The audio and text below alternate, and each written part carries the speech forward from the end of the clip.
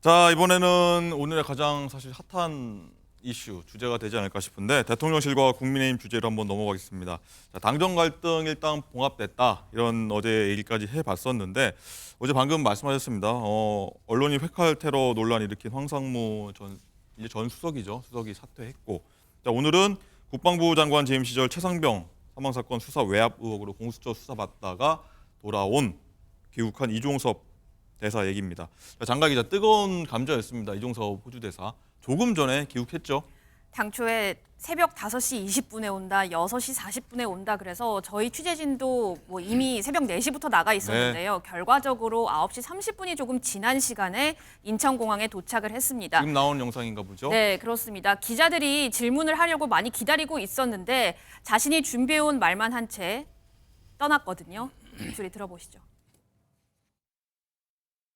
저와 관련하여 제기됐던 여러 가지 의혹들에 대해서는 제가 이미 수차례에 걸쳐서 그러한 의혹들이 사실이 아니라는 점은 분명하게 말씀드렸기 때문에 다시 중보해서 말씀드리지 않겠습니다. 제가 임시 귀국한 것은 방산협력과 관련한 주요국 공안장 회의 참석하기 위한 겁니다. 체류하는 기간 동안에 공수와 일정이 조율 잘 되어서 조사받을 수 있는 그런 기회가 있으면 좋겠다는 생각입니다. 이번 귀국에 박지원 원장님 어떻게 들었습니까? 임시 귀국이었고 방산 관련 회의 때문에 들어왔고 일단 공수처가 빨리 조사기를 잡아달라 이런 취지거든요.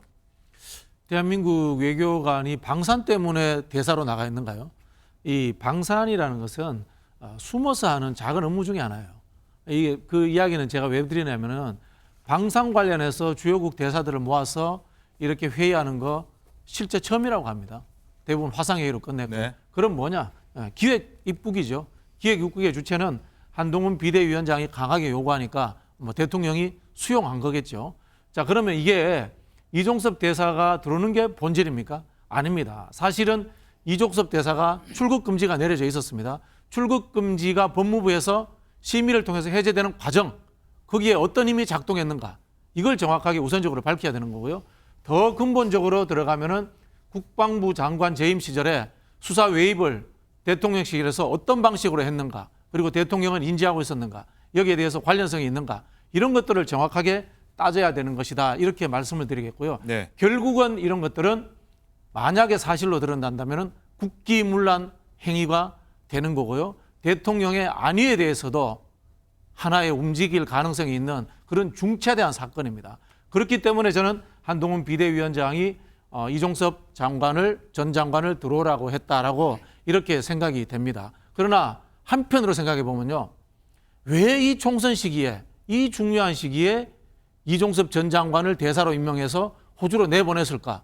윤석열 정부는. 이게 저는 제일 큰 의문이에요. 무엇이 두려워서?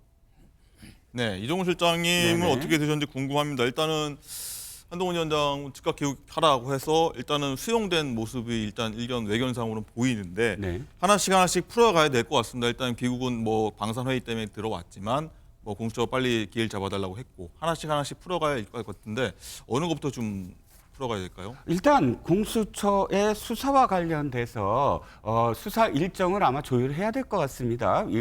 물론 방산회의가 어떤 명분이겠지만 중요한 건 수사가 진행되는 와중에 그것이 너무 일정이 지연됨으로 호주 대사를 임명을 하고 언제든 귀국할 수 있다라는 어떤 선에서 출국을 한 것은 굉장히 정무적 판단이 결여돼 있는 건 맞지 않습니까? 그러니까 이렇게 다급하게 다시 돌아올 수밖에 없었고요. 그런데 일견 한번 돌아보면 두 가지입니다. 하나는 당시에 수사 외압이라고 하지만 수사 자체가 군 내부에 있는 어떤 사건이 벌어졌을 때 군은 그것을 기소하거나 할 수 있는 이 능력이 이제 없어졌습니다. 문재인 정권 때 그 당시에 없앴죠. 그렇죠. 그 다음에 이제 경찰에 이첩을 해야 되는 과정입니다. 그런데 경찰에 이첩했을 때 8명 그러니까 사단장부터 중사까지인데 그 마지막 중사는 사람을 구하기 위해서 2명이나 병사들을 구하고 끝까지 노력을 한 그 병사까지도 모두 다 8명을 이첩을 한다고 하길래 지금 국방부에서는 그러면 이 8명에 대해서 구체적인 어떤 혐의를 적시해서 다시 보고를 하라라는 지시를 내렸는데 그것을 수사단장이 그 지시를 어기고 그대로 이첩했다. 이게 첫 번째 사건의 본질이거든요. 그 다음 사건이 그렇다고 해서 이종석 국방장관이 수사를 하지 마라라고 한 것도 아니고 수사에 대한 보고를 하라는 거고 그 다음 그래서 이걸 외압이다 아니다라고 해서 공수처가 좀 수사를 하고 있는데 수사 자체는 저는 수사할 수 있다고 봅니다. 네. 하지만 이것은 국기문란이라든지 이렇게 프레임을 걸어서 또는 도피 아니 공식적으로 대사가 발령이 돼서 임명돼서 그 나라에서 부임하고 일을 하는데 그걸 도피했다라고 표현하는 건 도리어 거꾸로 이렇게 얘기하죠. 진짜 민주당에서도 그렇게 생각할 겁니다. 하하하 웃으면서 어떻게 이렇게 정무적 감각이 없을까? 총선 직전에 이렇게 도피하는 것처럼 보이게 만드느냐라고 생각을 할 거 아닙니까? 그러니까 너무 뻔한 거예요. 이건 도피가 아니라 정무적 감각이 너무나 떨어졌다. 이렇게까지는 얘기할 수 있지만 이 사안 자체를 완전히 정치적 프레임으로 걸어서 총선에서의 호재로 이용하려고 하는 것이 바로 이 사건의 본질이라는 겁니다. 네. 자, 하나씩 어떻게 공수처가 풀어갈 문제인 것 같기도 하고 좀 지켜보도록 하고요. 일단 윤영걸 대표님, 일단은 대통령실은 이종섭 대사 문제 관련해서 당과 좀 다른 목소리를 냈다가 일단 총선이 코앞에 당면한 문제고 위기 상황이라고 하니 일단은 대통령실에서 좀 한 발짝 물러섰다. 이렇게 좀 봐야 될까요? 뭐 그렇게 봐야겠죠. 뭐 대통령은 제가 보기에는 처음에는 그렇게 대수롭지 않게 생각했던 것 같아요. 예, 호주하고 방위산업 문제가 긴밀하게 되니까 네. 국방부 장관 한 사람을 뭐 보내면 좋겠다. 이 정도로 생각한 것 같은데 나중에 오비 일학격으로 그 수사 대상 공수처의 지금 피의자 신분 아닙니까? 그러다 보니까 피의자 신분인 사람이 수사 안 받고 출국하느냐. 그래서 뭐 도주 대상이 뭐 이런 프레임에 얽힌 거죠. 하지만은 윤석열 대통령은 나는 떳떳하게 한 거다. 그리고 또 따지고 보면은 그 해병대 수사단이 경찰에 이첩한 거를 국방부 장관이 자료 회수 지시를 한 거거든요.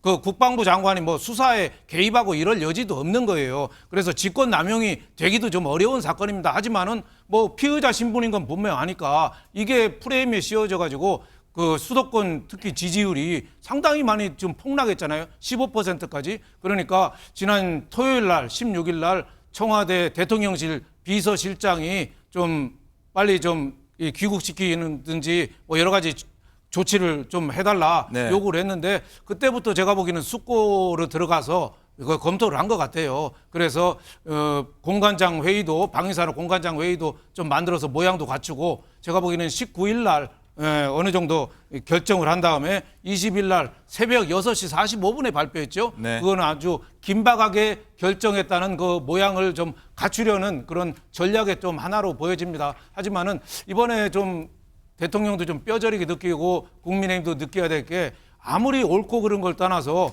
국민들이 현실 정치를 어떻게 인식하느냐. 인식의 문제라 이거죠.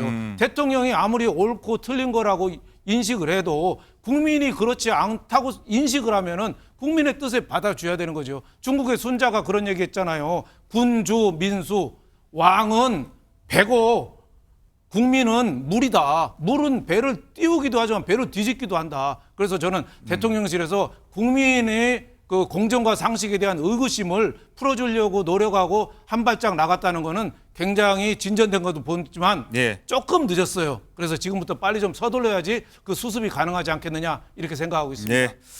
자, 황상무 수석의 사퇴 그리고 이종섭 대사의 귀국. 한동훈 위원장은 이제 정리가 다 됐다. 민심을 우리는 이렇게 빨리 반영했다. 이렇게 지지를 호소했는데 목소리 한번 듣고 오시죠. 국민의힘과 윤석열 정부는 운명 공동체입니다. 저희는 민심에 순응하려고 노력하는 정당이고 민주당은 그렇지 않고 민심을 거부하는 정당입니다. 그 차이를 이런 상황들이 명확하게 보여주는 것이라고 생각합니다. 저희는 최선을 다하겠습니다. 고맙습니다. 네, 강성필 부위원장님. 운명 공동체자 국민의힘과 윤석열 정부는 이렇게 얘기했고 같은 배를 탄 거다. 일단 갈등을 그래서 빨리 최소화하고 봉합한 거다. 이렇게 얘기했습니다. 뭐 이런 얘기도 나옵니다. 당정이 일단은 긴밀하게 협력해서 나온 결과냐, 뭐 대통령실에서 일단은 굽혀준 거냐. 어떻게 보십니까? 뭐 대통령실에서 한 발짝 물러선 거죠. 저는 이렇게 비유하고 싶어요. 부부싸움.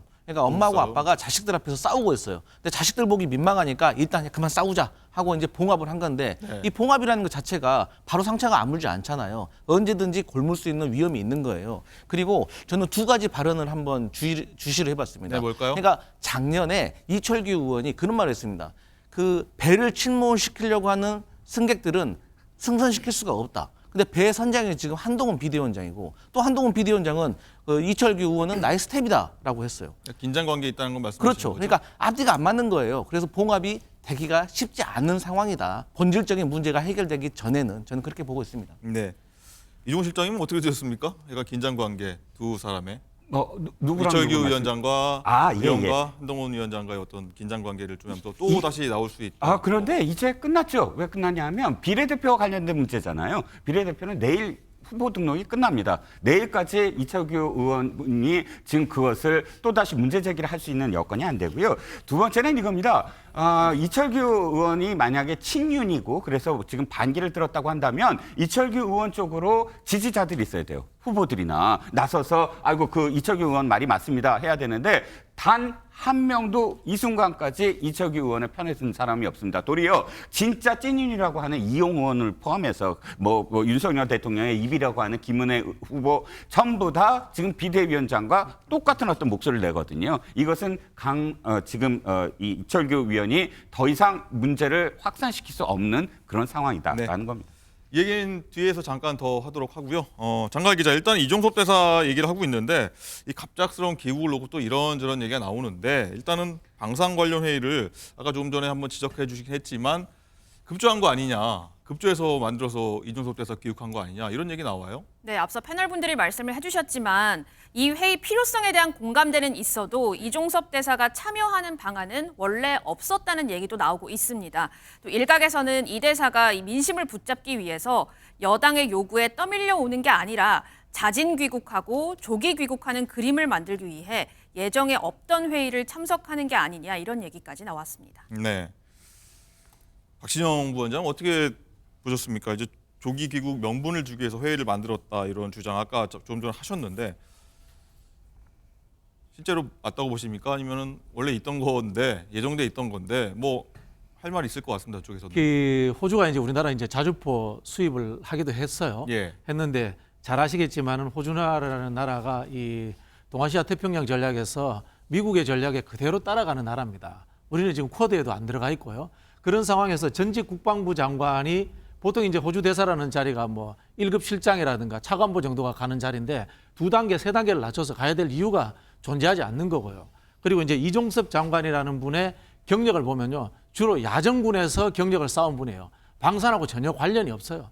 방산은 보통 주로 어떤 분들이 하시냐면은 연합사에서 전력기에 가시던 분들이 하는 자리예요. 그런 분들이 방산 관련 일을 하는데 이분은 방산의 전문성이라고는 전혀 없는 분입니다. 그런 사람을 방산이라는 핑계를 대가지고 억지로 왜 호주 대사에 임명했느냐라는 근본적인 문제부터 출발해야 되는 거고요. 두 번째는 아까도 말씀드린 것처럼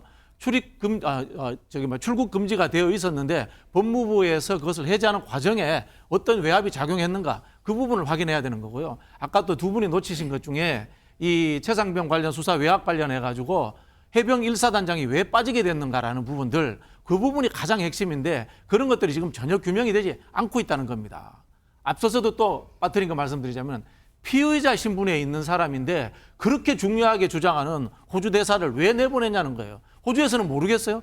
호주에는 그러면은 피의자 신분인 사람이 대사로 오는 그런 나라입니까? 대한민국에 대해서 얼마나 불쾌하게 생각하겠습니까? 네.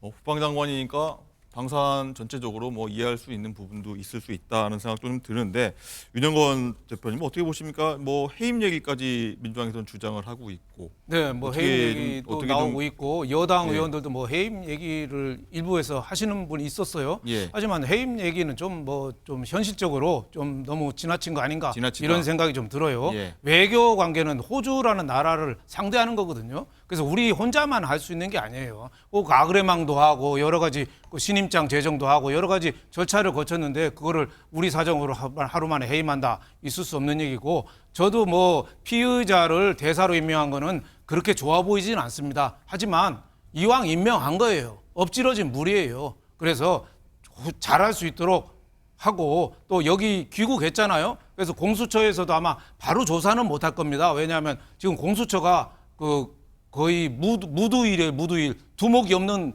공수처가 처장도 없고 뭐 부처장도 없고 좀 이 제대로 좀 조직이 안 돌아가거든요. 그래서 밑에 실무진도 지금 소환 조사를 아직 안 했기 때문에 시간은 좀 많이 걸리긴 하지만은 일단은 뭐 대사직을 유지하면서 공수처 조사에 성실하게 임하고 네. 어느 정도 해명이 되고 공수처하고 이거는 사전 협의가 좀 될 수 있다고 봐요. 어느 정도 조사가 끝났냐? 그럼 가도 되냐? 그래서 간 다음에 또 부르면 또 하루만이면 올 수 있잖아요. 뭐 그런 정도로 융통성을 기하는 게 현실적이고 합리적인 선택이 아닌가 이런 생각이 듭니다. 네.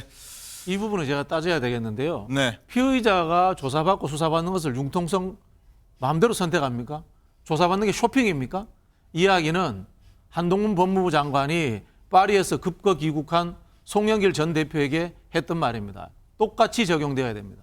아니, 제 알겠습니다. 얘기는 뭐 특별히 뭐 봐달라는 게 아니고 기소가 됐으면야 재판에 넘어가지만 조사 한 번 하고 끝날 수도 있잖아요. 그러니까 공수처 의향을 물어봐서 더 대기해서 조사하라면 받고 아니면 대충 끝난 것 같다 하면은 협의하에 갈 수도 있다 현지에 일단 뭐 이런 빨리 뜻으로 빨리 말씀. 처리하자 이런 말씀으로 그렇죠. 보겠습니다. 네, 그런 뜻으로 말씀.